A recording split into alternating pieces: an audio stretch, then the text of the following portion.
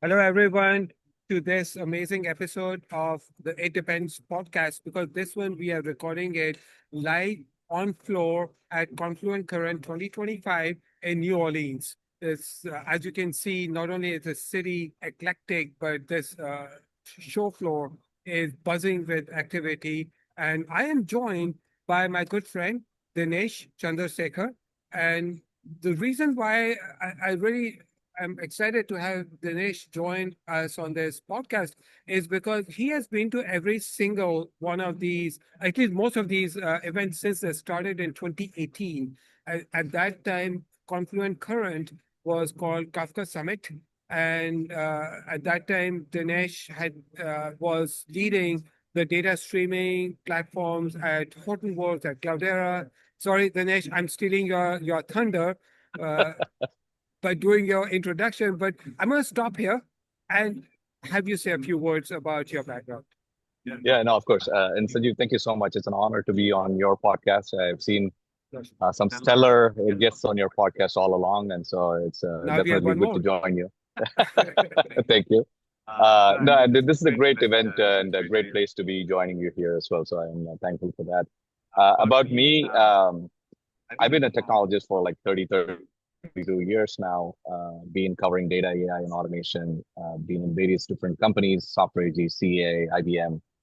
Hortonworks, Cloudera, Logic Monitor, and so forth. Last 2.5 years, I've been running my own gig called Stratola, and I'm a analyst like you, independent, working in the spaces of data, AI, and automation.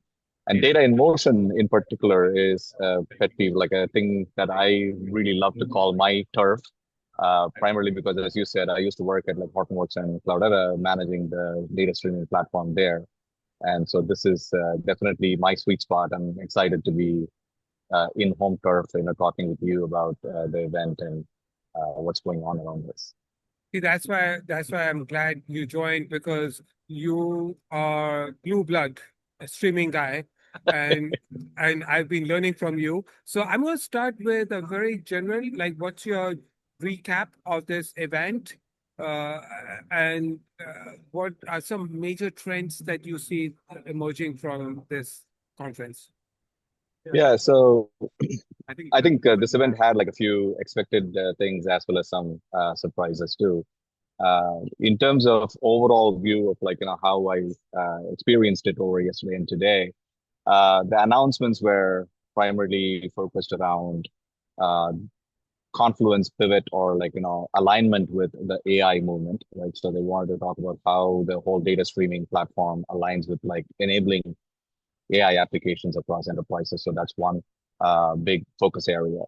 The other focus area was around partnerships and the partner ecosystem and how Confluent is aligning and enabling other partners to make sure that the ecosystem stays together more cohesively. And enterprises across the board that are adopting such platforms can not only just be stuck with one, but can integrate seamlessly with the other peripheral systems, whether it be a data lake, whether it be a streaming database, or like some other ecosystem partner that they need to connect with. So I think that's a good focus area as well. Over the years, I think the tone has definitely changed from what I saw. From the 2018 Kafka Summit, where the focus was largely a developer-focused Kafka Summit, to where we are now, where it is a lot of focus around Confluent being the data streaming platform, which it sounds more nothing wrong about it, but more marketing versus like more developer centric, which used to be the day back in 2018 timeframe. That is great. So from my perspective, some of the things that I find very interesting at this event is, like you said, the pivot to AI, and it's not just AI, but AI agents. One of the things that we learned this week is the release of something called Confluent Intelligence, which consists of three different things. There is the storage of memory, state, context. It's called the context engine, which was Real-time an context engine. real-time context engine. Thank you. Yes, I think real-time is really important because that Yes, is a differentiator Confluent brings to this right. whole market because everybody has some sort of storage now, whether it's Neon database or it's a knowledge graph, but real-time is a differentiator. Then we also learn about streaming agents. Agents.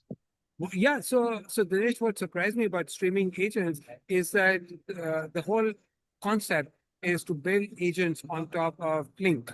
And Apache Flink to me is a stream processing engine, but apparently you can it can act as a whole end-to-end platform to build, deploy, and orchestrate your agents and then the third part of Confluent Intelligence is machine learning functions that help you, uh, that enable these agents to work. So, any thoughts on this? So I think in all the years that Confluent has tried to like position their platform to how it is valuable to not only just the data in motion space but beyond as well.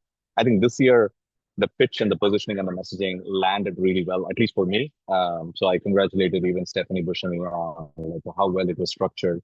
So the three-part announcement that you said, right? So the real-time context engine combined with the streaming agents, combined with the ML functions, kind of act as like the necessary layer that is needed to enable AI within the enterprises. So I think, as you know, every enterprise is like struggling with like so many AI tools around, and the biggest challenge, as you and I will agree on, is data itself, availability of the right data to the right agents to make the right decisions. And in order to do so, this kind of a context layer that allows you to like trap real-time data as it is streaming through, get the actual data context out of it, and be able to feed that in to the agents makes it all the more valuable. I think from that perspective, it absolutely makes sense. Now, to your question about whether streaming agents running on Flink, does that make sense or not? I think, Flink as an engine is also a very powerful application runtime, and it can do a lot of things. So it is absolutely powerful enough to do all that. Now, to the regular enterprise, would I want to run a Flink as a runtime for running agents and all that? That's again yet to be seen. I don't know what the adoption is going to be in the mainstream Yeah, market. that's such a good point because I had when I first heard about streaming agents, uh, I was a bit concerned because to me, Flink has its own learning curve, and you just mentioned AI itself is going through a lot of its own gyrations, and people are trying to understand what exactly an agent is to start with. So how do you bring these two technologies together? And we asked this question to some of the executives we met with. What they're saying is that Confluent has done a lot of effort in making Flink easy to digest through Flink SQL, APIs, user-defined functions, so that they feel they have taken some of this complexity away from Flink, and so now Flink could be a good candidate to be used to build and deploy streaming agents. So that's what we learned this week. True, but you also have to acknowledge that there is a very competitive market out there where while Flink, I always talk about this like a spectrum, right? So there is a spectrum of real-time use cases from like the lowest levels of accepted levels of latency to like few seconds levels of accepted levels of latency. And if you look at that, Flink is definitely on the leftmost spectrum where you can do like extremely low latency real-time stream processing compared to some of the other ones, which can be either in the middle or to the far extreme. But it depends on the use case. Certain use cases blend itself very well to that, and then some warrant a Flink level type of use case for stream processing. But compared or talking about the spectrum, Flink adoption in the market has still been like on the lower side. I don't think like if you talk about Kafka adoption, I think people talk about 200,000 plus customers out there across the world that have adopted open source Kafka. Flink, on the other hand, I don't think has that kind of numbers. It's like very, very Yeah, low in terms of adoption. And Flink it's largely owes to the complexity of the beast. It is an awesome, fantastic beast, but it's complex to maintain, manage, install everything. I saw the Q3 financial results that came out.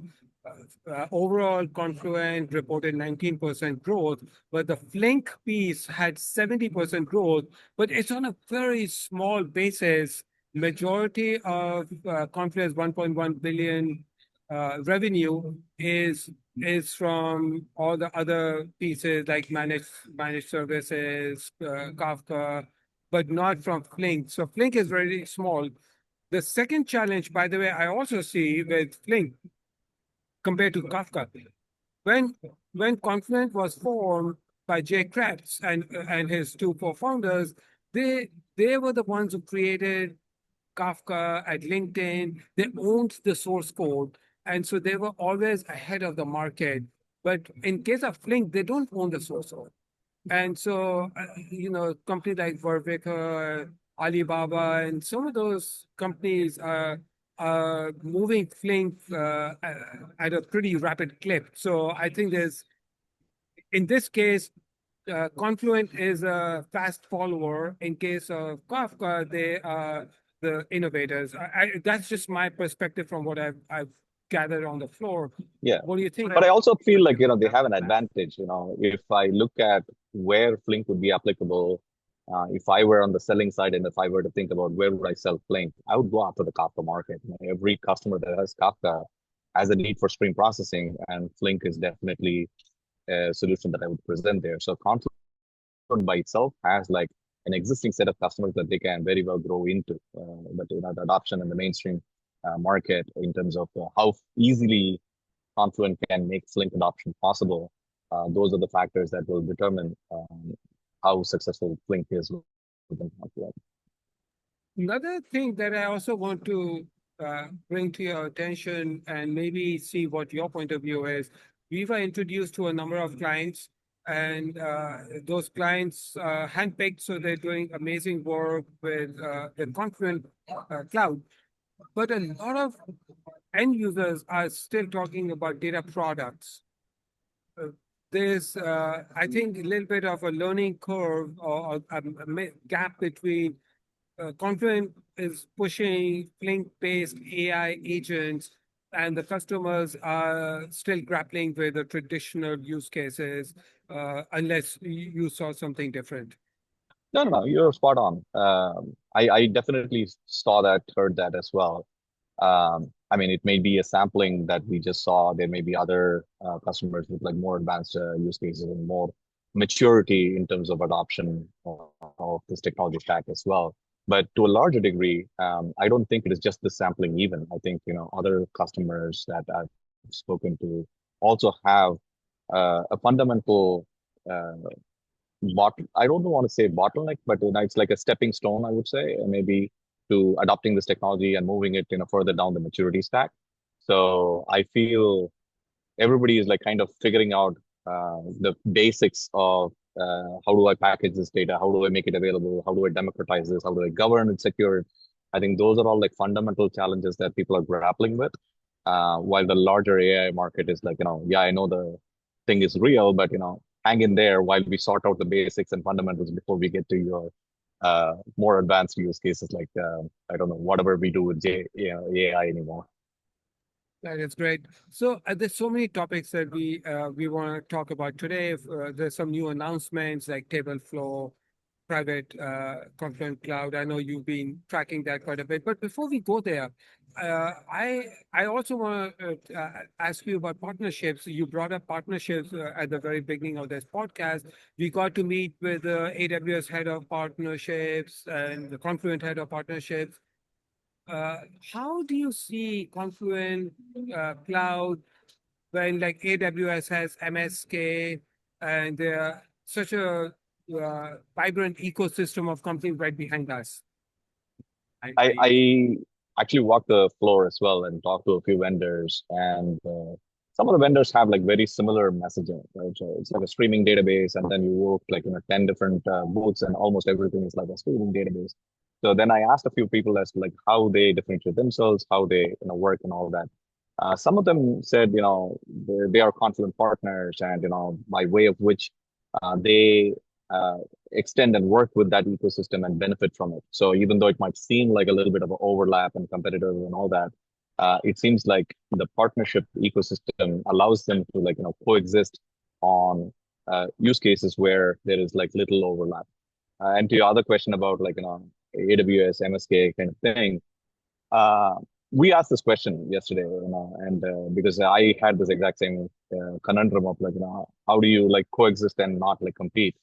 I like the answer that the AWS partner leader gave us. I think what they said was it was more about allowing Confluent and other such vendors to be on their marketplace, but that gives the customer the choice to choose. But by also enabling those types of vendors to be on their marketplace, and when customers choose that, they automatically, launch that on, AWS. So AWS still stands to benefit, even though it may not be their Kafka, but it's still running on AWS. So by way of infrastructure and other such services, they still stand to benefit. I thought that was a good way to like look at co-opetition way of like Yeah, working with the vendor. I think what AWS person told us was that they encourage people to use Snowflake, but they also have their own Redshift. So just like there's third-party databases and data warehouses and their own, it's the same concept between MSK, managed service for Kafka from AWS, and Confluent Cloud. So Yeah, yeah. yeah. So um, I'm curious, what are some of the governance challenges that you see with streaming data? Is it more challenging than batch from your experience from like Hortonworks Cloudera days? How's the governance piece changed and evolved, or what's your thought? I think you are definitely the pro at this, but I'll give it a shot. Governance is top of mind for me at least. When I talk to a lot of these vendors and I ask them about it, and I asked some of the Confluent leaders as well this question yesterday when the main keynote was staged, and there was this presentation about how data is getting um, into these MCP servers or into these agents as context and all that. But the missing component that was not talked about was governance and security, right? I think that's kind of very critical, and it's felt like it was very subdued or not like really spoken about much. But that's the part that is missing. When you start talking about enabling AI agents, security and governance need to be like forefront, and we need to be talking about that. And I think that was largely missing. The other aspect is also that when you talk to or when you talk about shift left governance, which is again a topic that has come up quite a bit in the past summits. Like last year, I think it was like front and center. I think this was like not hardly mentioned like this time, and I think barely any even mentioned. But the shiplet governance aspect is also very good. But the problem there is when you talk to companies about governance and adoption and the shiplifting and all that, nobody seems to own the problem. Nobody wants to hold the reins and say, this is my thing. Let me make sure that it is enforced right here before it gets into a data lake or a data warehouse and all that. So I think right now, in my opinion, streaming data is like running like unbridled, ungoverned in a lot of ways, and which is not a good thing in the larger scheme of things. Which is very interesting because we asked Jay Krebs this question about governance, and he said governance was built into streaming platform when they came up with schema registry and all from day one of Confluent, but they haven't messaged it. And I would say this is a big to do for Confluent because talking to Confluent executives, they want to let the world know that Confluent is not just a real-time streaming platform. It is a Yeah. platform to synchronize your data from various different places for AI use cases or things like that. So there's a bigger picture they're trying to share, but that bigger picture needs governance.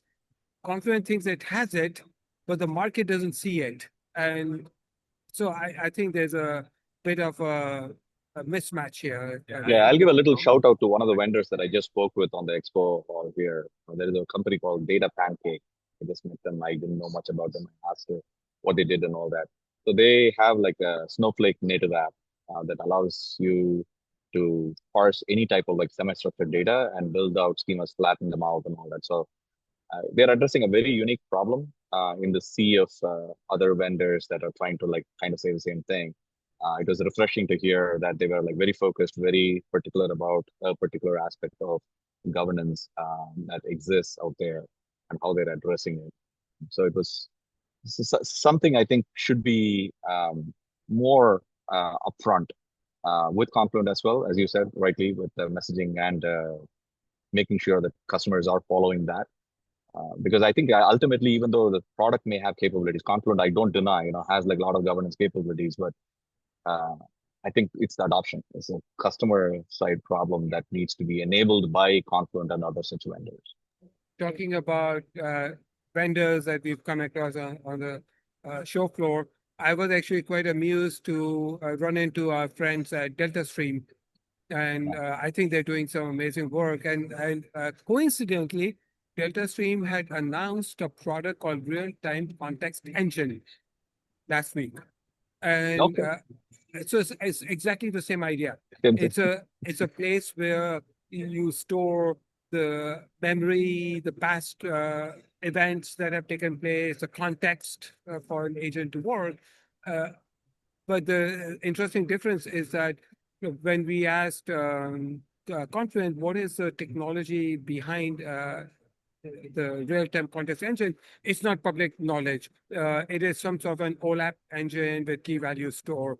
But Delta Stream is pretty public about it. They OEM ClickHouse, open source ClickHouse, Yeah. and they Yeah. use that as the memory store. So, any other interesting vendors you want to share what you've seen from them? Um, I mean, there are definitely other vendors. Lenses is another vendor that is like always innovating, in my opinion. I saw them way back in 2018 as a competitor. So I was at Hortonworks. We had just launched this product called Streams Messaging Manager, which was about monitoring and managing Kafka. So we had this massive campaign around Kafka blindness and how this cures Kafka blindness and all that. Lenses had a similar product back then. So I was looking at them as like, wow, this is the exactly same product. They're like competition and all that. But over the years, they've definitely like, uh, innovated themselves, pivoted into like many different aspects of the Kafka ecosystem. And today they have like multi-regional federated Kafka management, Kafka replication kind of capabilities and all that, which is kind of interesting to see. Yeah. Yeah. Um, So, since you've been in the whole go-to-market for streaming, when people watch podcasts like this one that we are recording right now, they get excited about checking out what Confluent is doing and the ecosystem in general. So, how should organizations that are still predominantly batch go about getting into the streaming space? Is there some data strategy advice that you would like to share? so recognizing that real time is going to be a key part of your data strategy is first and foremost. I think at this stage in the evolution of like where we are, I don't think we should like emphasize that, but it still warrants recognition from a lot of enterprises that I've talked to. Because as I said, in that spectrum of use cases, there are companies that are comfortable living on the right side of the spectrum where there are several seconds of latency and they're like, fine, this is okay and all that. But what they will see is if they start traversing towards the left end of the spectrum with like, ultra low levels of latencies and their use cases start seeing like really good business value, that's when they'll realize the true value of real-time data. And I think that kind of like recognition of how important real-time data is in the larger data strategy needs to be first and foremost. Second thing, of course, is security and governance, right? So, I mean, I think we need to like make sure as analysts, as evangelists, we need to like keep, emphasizing on this over and over again. And the important aspect of governance is largely missed today. People don't have a strategy in place, and it's always like hindsight. And by then, it's too late to come up with the technology, adopting catalogs and things like that. Everything becomes challenging. So I think that is secondary. The third thing is like doing due diligence around like the technology stack, which allows you to look or more future-proof your investments, right? Um, Platforms are definitely great, in my opinion. Again, you can always disaggregate and choose like multiple tools for multiple things and all that unless and until you don't have uh, concerns around spending a lot of IT resources and money on like managing these multiple tools and all that. Otherwise, having a platform working with one or two platforms is a great strategy to like make sure that it covers the gamut of challenges that you have around data, not just real-time data, but also like data at rest and all that. So putting all that together. And then the last thing, of course, is like having the eye towards AI, right? So there is no denying that we are going to be shying away from it. Everybody's going to be into AI. Everybody's going to be focused on AI. Some doing something or the other with it, whether it be an application or like a full-on implementation around AI. In order to do that, again, data is like first and foremost. You need to consider that and having a strategy towards making sure the data serves up those AI applications in the right way, particularly real-time data, and which is why this announcement kind of rings bells for me, where you can feed real-time data as context into agents to make those real-time decisions. I think it's a fantastic way to like look at positioning yourself for the future. Another interesting thing that stood out for me is we know that there's a vast number of companies that have not moved all their data to the cloud. In fact, according to some estimates, according to AWS, it's even like 15% of data is moved into the cloud. I think the number could be a bit higher than that. But irrespective, there are certain use cases that need to be on premises uh, for compliance reasons, latency reasons. So, what is a private Confluent cloud that was announced at this event? Yeah, so that was another announcement that came out, and what they have tried to do is to enable customers that are within regulated industries where they don't want to like push their data to the cloud and all that, to enable them with a more controlled way of like organizing their data with streaming and all that with Confluent. So I think that offering is also again catered to a specific set of industry verticals that are regulated, where it makes more sense for the data to be on premises. But being on premises doesn't mean you miss out on all the benefits of streaming and streaming related or real time data and all that. So I think Confluent is making the right move there. It will definitely stand to benefit from a lot of industry verticals that need something like that. They have a gateway that allows you to like make sure the data is governed and it's secured and all that as well. And then they also have something called as a unified streaming. I forget what the name was called. Engine, I think unified streaming engine or something. I think that allows you to like look at management monitoring layer on top to look at the different clusters of Kafka on there, the data that moves within that and all that. So I think it's a more well protected, boundary driven way of like securing your Kafka environment in a regulated industry. I think that makes more sense for some of those companies operating in those verticals. Yes, from what I understand is a few years ago, Confluent came out with a cloud native version of Kafka. Uh, and actually, it's just over Kafka, it's version 4.1. In 4.0, which 4.0. came out earlier this year, finally, Confluent or Kafka community got rid of Zookeeper, and now it uses the Raft consensus mechanism called Craft or Kafka Raft. So now the newest version is 4.1. But I digress here. So going back to Confluent came out with Quora, which is a cloud native version of Kafka. With private cloud, they're taking that Quora engine, putting it into a container, and then using Kubernetes to orchestrate different Docker containers. And that is the private cloud. So that Right. way you get all the benefits of cloud native product, but it runs in your private cloud or on premises, so the data never leaves your account. Is that Agreed. right? Agreed. Yeah, I think that's what I heard as well. So it's a good way to like talk about the technical side of it. I was trying to like talk about what it actually means to customers and stuff. Yeah, yeah, no, it's a good point. So another thing that came out was going back to streaming agents, which we said Mhm. are built on Flink, uh, and then the context is stored in the real-time context engine. That context engine has an MCP server. Uh, So with that endpoint, they're using the MCP server as a standard for the agent to to connect to the storage layer. Right. So the MCP primarily acts as a protocol bridge between all the real-time data that is coming in through to the LLMs or the agents that need that data. Yeah, So for MCP has RAG. been Yeah, yeah, MCP has been widely adopted now, right? But my take on that is also that keep an eye out for newer protocols that might be coming out soon yeah, as well. yeah. MCP is not like set in stone.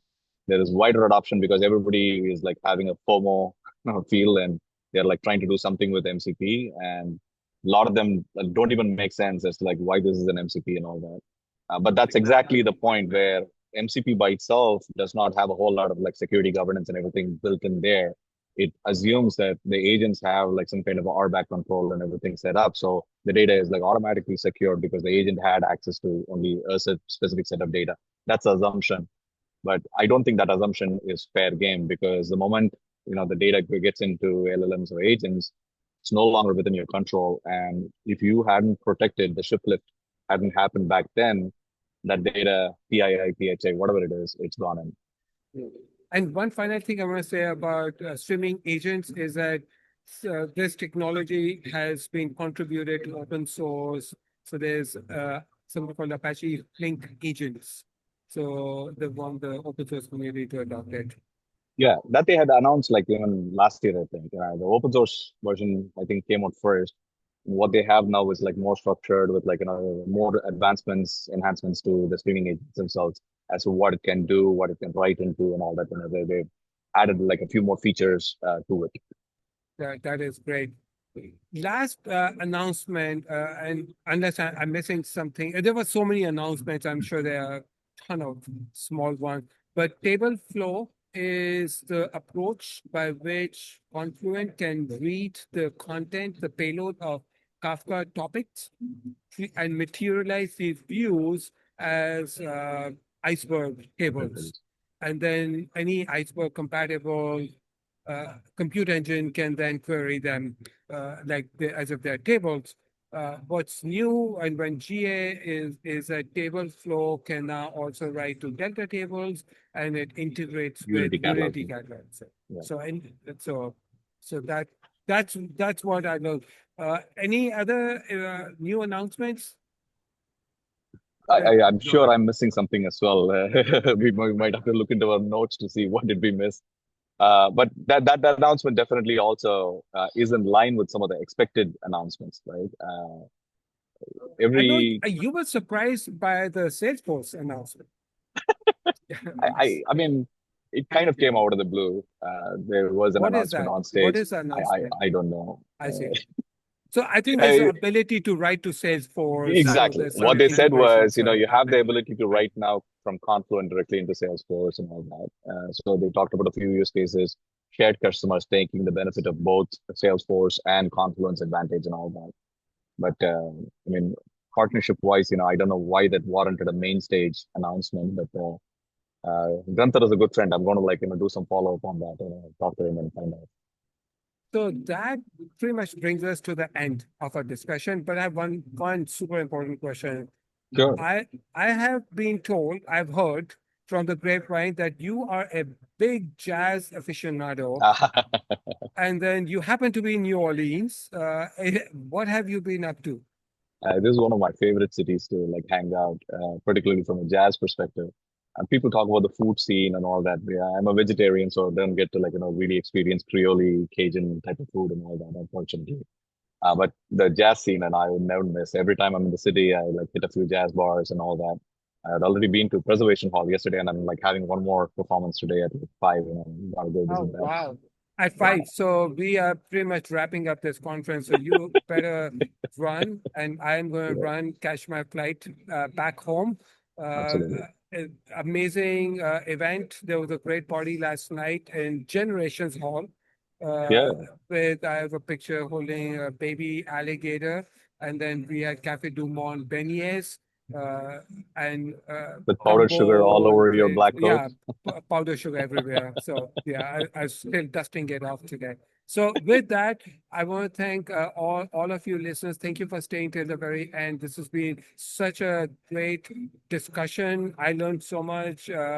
Always hanging out with Dinesh and Dinesh, thank you so much for taking the time and coming on the podcast. Thank you, Sanjeev. You're always an inspiration, and thank you so much for having me on the show. Thank you. Thank you, everyone. My pleasure. See you. Bye.